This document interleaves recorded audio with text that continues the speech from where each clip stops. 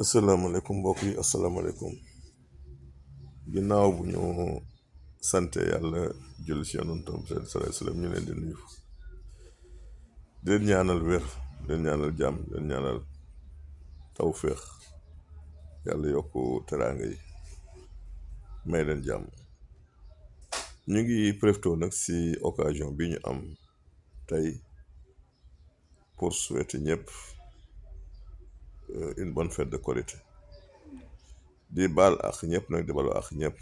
di ñaan yàlla mi dara tawul mu dolli jàmm ak dal si réew mi ni ma ko daan waxee toujours di ñaan yàlla dolli sutura dolli wér dolli naataange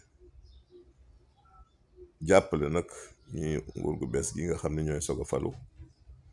ba yaakaar bi nga xam ne am nañ ko si ñoom mu bañ yàq yaakaar bi nga xam ne ñaa ngi koy dunde si ñoom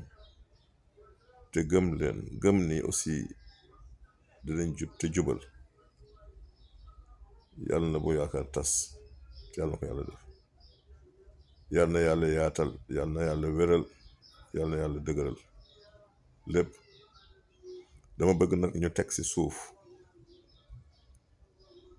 tëdd muy dox remplacé ko liggéey muy